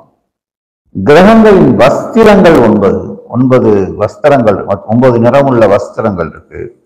கிரகங்களின் தூப தீபங்கள் 9, சாம்பிராணி, குங்கிலியம், இந்த மாதிரி. அது மாதிரி கிரகங்களின் வாசனைகள் 9. அதே மாதிரி கிரகங்களின் சமித்துக்கள், அதாவது மூலிகைகள் 9 விதமான சமித்துக்கள் முக்கியமா இருக்கு. அப்புறம் கிரகங்களின் சுவைகள் 9, அறுசுவை தான் கேள்விப்பட்டிருக்கோம், ஆனா 9 சுவை இருக்கான். அதே மாதிரி கிரகங்களின் பஞ்சபூத தத்துவங்கள், கிரகங்களுக்கே பஞ்சபூத தத்துவம் இருக்கு. அக்னி கிரகம் இருக்கு, நீர் கிரகம் இருக்கு, படிச்சிருக்கோம். அந்த ஜோதிட சாஸ்திரத்துல நிறைய கேள்விப்பட்டிருப்பீங்க. அது மாதிரி கிரகங்களினுடைய நாடி இருக்கு. ஒரு நாடியை வச்சு இது இன்னும் கிரக நாடி, அப்ப அதுக்கேற்ற அவயம் எது, அப்ப இங்கதான் ஏன் உனக்கு பிரச்சனை இருக்குன்னு சொல்றது அதை வச்சுதான் சொல்றாங்க அந்த நாடி. அப்புறம் கிரகங்களின் திசைகள், அதை நம்ம நவகிரகத்திலேயே பார்க்கிறோம். நட்சத்திரத்துக்கு தேவதைகள் இருக்கிற மாதிரி கிரகங்களுக்கும் தேவதை இருக்கு. அதே மாதிரி கிரகங்களில் அதிதேவதைகள் இருக்கு. கிரகங்களின் ராசியில் சஞ்சரிக்கும் கால அளவுகள், அப்புறம் கிரகங்களோட தன்மைகள், அதாவது சரராசி, ஸ்திரராசி, உபயராசின்னா அந்த அந்த ராசிக்கு உண்டான கிரகத்துக்கு சரம்னா அது நாடோடி மாதிரி, ஸ்திரம்னா அது ஸ்ட்ராங்கா. இப்ப உதாரணமா சனிய ஸ்திரம்னு சொல்லுவோம். அது உபயராசின்னு இருக்கு. உபயராசின்றது இங்கேயும் இல்லாம அங்கேயும் இல்லாம இருக்கிற மாதிரி. அது மாதிரி கிரகங்களினுடைய குணம், கேரக்டர் ஆஃப் த பிளானட்ஸ், கிரகங்களின் நிலைகள். இப்போ இந்த இடத்துல இருந்தா நட்பு, இந்த இடத்துல இருந்தா பகை, இந்த இடத்துல இருந்தா நீசம், இந்த இடத்துல இருந்தா உச்சம் சொல்றோம்ல, அதான் நிலைகள். அப்புறம் கிரகங்களின் பார்வைகள், அப்புறம் கிரகங்களின் போக்கு, சாரம், அந்த போறது, speed of velocity of planets, அப்படி வச்சுக்கலாம் அதை. அப்புறம் கிரகங்கள் பலன் தரும் காலங்கள், எந்தெந்த காலத்துல கிரகங்கள் பலன் தரும், அந்த ஜாதக ரீதியா அவருக்கு எப்போ இந்த கிரகம், எந்த கிரகம் எப்ப பலன் தரக்கூடிய காலம் வருதுன்றத கிரகத்தை வச்சு கண்டுபிடிக்கலாம். அது மாதிரி அடுத்த ராசிகளின் பார்வை, அதனுடைய காலம் அளவு எவ்வளவு இருக்கு, இந்த கிரகம் இந்த இதுக்கு அடுத்த ராசியை பார்க்கறது எவ்வளவு காலமா இருக்கும் அப்படின்ற மாதிரி. அப்புறம் காலப்பகை இருக்கு, அந்த மாதிரி இருக்கு. அப்புறம் ராசிகளோட இயற்கை, இந்த நேச்சர் ஆஃப் த பிளானட்ஸ். அப்புறம் உடுமகா திசை, உடுமகா திசைன்றது அந்த தசா புக்தின்னு சொல்றோம்ல, அது மாதிரி தசா புக்தி, அப்புறம் புக்தி அந்தரம், சூட்சும அந்தரம், பிராண அந்தரம், இப்படிலாம் இருக்கு. அதான் டீப் சயின்ஸ்ல அதுலயே போகும். இது எல்லாத்துலயுமே ஒரு ஒரு அமைப்பு அந்த இருக்கு. மேஷராசிக்கு ஆண் ராசின்னு சொல்றோம். பொதுவா இந்த லக்னம் அல்லது மேஷ ராசின்னா அந்த முதல்ல அந்த அந்த காலச்சக்கரத்தினுடைய முதல் ராசி, அதுல வந்து ஆண் ராசின்னு சொல்றோம். ஆண் ராசி அதாவது ஆண் லக்கணம்னு சொல்லலாம். அதுக்கு வந்து அந்த பாவத்துக்கு காரகத்துவம் வந்து ஏற்கனவே அந்த அந்த அந்த ராசிக்கு அந்த வீட்டுக்கு அதிபதி செவ்வாய். ஆனா அந்த பாவம் ஒன்னாம் பாவம்ன்றதுனால அந்த ஒன்னாம் பாவத்துக்கு காரகத்துவம் வந்து சூரியன். சூரியன் தான் அந்த ஒன்னாம் பாவத்துக்கு காரகமா இருக்காரு. அப்போ அந்த காரகத்துவப்படி சூரியன் சொல்லிட்டேன். இப்போ சூரியனுக்கு உண்டான அவயங்கள் என்ன? இப்போ உடல் ரீதியா ஒரு விஷயம் சொல்லணும்னா கண்ணு, தலை, முகம், அந்த அவங்களுடைய அந்த வீரியம், அதாவது குழந்தை பெருக்கிறதுக்கான ஒரு இம்பார்ட்டன்ஸ் இல்லாத ஒரு நிலை, அதான் வீரியம்னு சொல்றது. அப்புறம் கீர்த்தி, கீர்த்தினா வெற்றிகள், ஒரு ஜெயிக்கிறது, வழக்குல ஜெயிக்கிறது, இந்த மாதிரி. அப்புறம் புகழ், அது கீர்த்தி. தைரியம், தைரியம்ன்றது ஒரு ஸ்ட்ராங் பர்சன் அப்படின்னு சொல்லலாம். அவங்க தொழில் சம்பந்தமா அதை சொல்லலாம், அதிர்ஷ்டம் சம்பந்தமா சொல்லலாம். அப்புறம் இந்த உலோகங்களை எடுத்துக்கிட்டோம்னா செம்பு, அது போன்ற உலோகங்களை சொல்லலாம். ஏன்னா சூரியன் காரகத்துவமா இருக்கிறதுனால. அது செவ்வாய்க்கும் அதே தான் வரும், செம்புன்னு தான் வரும் அப்ராக்சிமேட்டா. வலிமை, அந்த தைரியம், வலிமை எல்லாமே ஒரே மீனிங் கிடையாது, கொஞ்சம் டிஃபர் இருக்கும் ஒன்று ஒன்று அதை சொல்லும்போது. அப்புறம் அரசாங்கத்துல ஒரு அதிகாரம் பெற்ற ஒரு நபரா இருக்கிறத இதை வச்சு சொல்லலாம். அது மருந்து வகைகளை சொல்லலாம். ஏன்னா இந்த அசுபதின்னும் போது அது மருந்து சம்பந்தப்பட்ட விஷயம்ன்றதால மருத்துவ சம்பந்தப்பட்ட விஷயங்களையும் அதுல சொல்லலாம். மருத்துவர் ஆகாரா ஆக மாட்டாரான்றதையும் அதை வச்சு சொல்லலாம். விவசாய தொழில் சம்பந்தமா சொல்லலாம். அரசாங்கத்துக்கு அந்த அரசு எப்படி இருக்க போகுதுன்ற விஷயங்களை சொல்லலாம். கடன் கொடுப்பவர் பத்தி சொல்லலாம். பொற்கொள்ளர் பத்தி சொல்லலாம், நுணுக்கமான வேலை பார்க்கிறவர், அந்த மாதிரி. சிவப்பு நிறத்தை குறித்து சொல்லலாம். கிழக்கு திசையை குறித்து சொல்லலாம். இதெல்லாம் சொல்லலாம்னு வந்தேன். எப்படி சொல்லலாம்ன்றதுதான் கலை. That is prediction is an art. அதெல்லாம் நீங்க உடனே இப்ப தெரிஞ்சுக்க முடியாது. இதுகளை தெரிஞ்சுக்குங்க. இதுக்கு அடுத்த கட்டத்துக்கு போகும்போது தான் அது ஒன்னொன்னா நான் அப்படி போய் சொல்லும் போதுதான் இதையும் நீங்க அதையும் கம்பேர் பண்ணி உங்களால அதை கிராஸ் பண்ண முடியும். அதாவது புதிதாக கேட்பவர்களுக்கு, இதுல கரை கண்டவங்களுக்கெல்லாம் ஈஸியா நான் சொல்றதை புரியும். அவங்களுக்கு போர் அடிக்க கூட செய்யலாம். டைம் கிடைக்கும் போது பாருங்க. ரொம்ப பெரிய வீடியோவா போட்டேன், லைவா போட்டதுக்கு காரணம் அது ஒண்ணுதான், வேற ஒரு காரணமும் இல்லை. ஏன்னா எத்தனை வீடியோ போடுறது, சின்ன சின்னதா போனா புரியாது. அப்புறம் அதுக்கு பிளேலிஸ்ட் கிரியேட் பண்ணணும், பல விஷயங்கள் இருக்கு. அதுல வேலை பளு ஜாஸ்தி. இதுதான் நம்ம பாட்டுக்கு சொல்லிட்டே போயிடலாம். ஒரு 3 சமாச்சாரம் இருக்கு, அதை மட்டும் சொல்லிடுறேன். இப்ப இதே விஷயம் அந்த அங்கிசம் உப அங்கிசம்னு இருக்கு. இப்ப அசுபதி 1ன்னு சொன்னேன். அசுபதி 1க்கு அங்கிச கணக்குன்னு ஒண்ணு இருந்தது. அப்ப சூரியனுடைய அங்கிசம், மேஷ ராசிக்கு உப அங்கிசம்னு வரும். ராசிகள் உப அங்கிசம் 12, அங்கிசம் 9. அங்கிசம் உப அங்கிசம்னா என்ன? யானைய அந்த நடத்தக்கூடிய யானை பாகர் 2 துரட்டி கையில வச்சிருப்பாரு. ஒரு துரட்டிய காதுல போடுவார், இன்னொரு துரட்டிய காலில் போடுவார். அப்படியே நிற்கும், அசையாது. அசையாது, அந்த இடத்த விட்டு சத்தியத்துக்கு கட்டுப்பட்ட மாதிரி நிற்கும். அவ்வளோ பெரிய யானை. அந்த யானை அங்குசத்திற்கு கட்டுப்படுவது போல இந்த யானைய காலம்னு தான் நம்ம சொல்லணும்.